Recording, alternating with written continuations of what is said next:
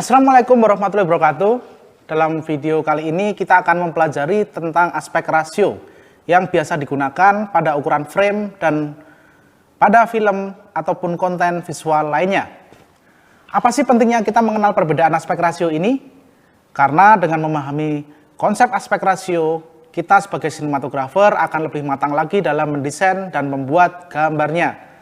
Dan tentunya ini berpengaruh pada karakter dan motivasi dari komposisi gambar. Selamat datang di serial video pembelajaran sinematografi. Saya Budi Dwi Arifianto, dosen ilmu komunikasi yang konsen di bidang sinematografi. Melalui video ini kita akan membahas aspek rasio.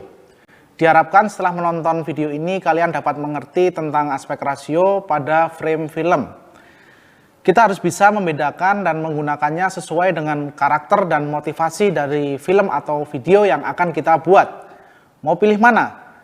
3:4 atau 16:9? Lebih dramatik mana antara 16:9 dengan anamorphic format? Banyak pertimbangan bukan? Oke, kita akan membahas topik ini. Kita mulai dari apa itu aspek rasio. Rasio video dinyatakan dalam bentuk perbandingan, sebagai contoh perbandingan 3:4, 16:9, 1:1, 18:9. Aspek rasio berhubungan erat dengan yang namanya resolusi. Apa itu resolusi? Jadi simpelnya resolusi merupakan ukuran panjang kali lebar dalam video yang dinyatakan dalam bentuk piksel. Seperti 1080 piksel, 720 piksel, 480 piksel. Jadi P di belakang itu artinya piksel gitu ya.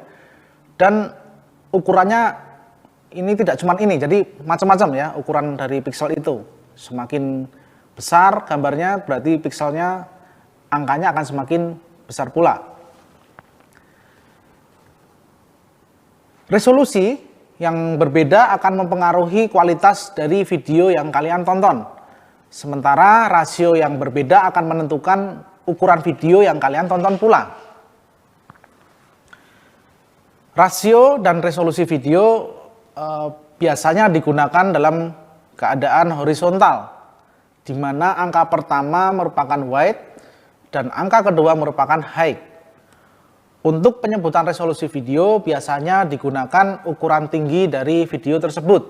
Misalnya 1080 piksel merupakan sebutan untuk resolusi 1920 x 1080 piksel. Ini ukuran Full HD. Selanjutnya coba kita pertanyakan, kenapa ada perbedaan jenis aspek rasio ini? Jawaban simpelnya adalah bahan baku dan media ruang tonton. Sebelum ada internet, dominasi ruang tonton hanya ada di bioskop dan televisi. Sebelum era digital, bahan baku kamera adalah film dan pita kaset. Film 35 mili yang diputar di bioskop pada umumnya aspek rasionya 16:9. Film medium format dengan lensa anamorphic aspek rasionya 2:1.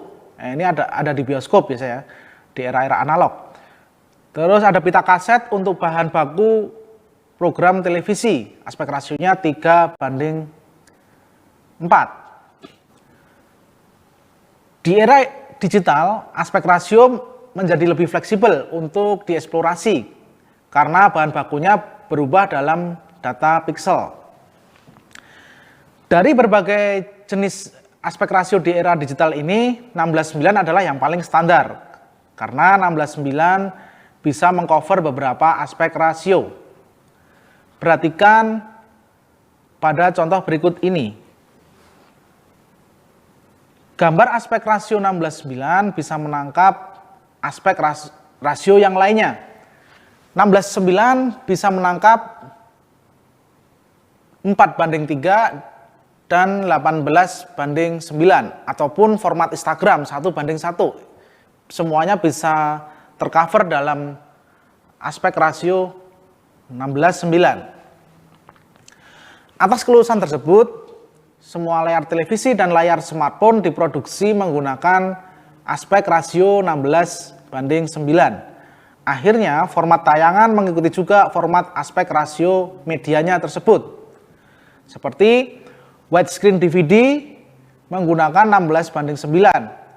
Full HD dengan pixel 1920 kali 1080 pixel itu ada di kamera DSLR, aspek rasionya 16:9. Begitu juga dengan 4K.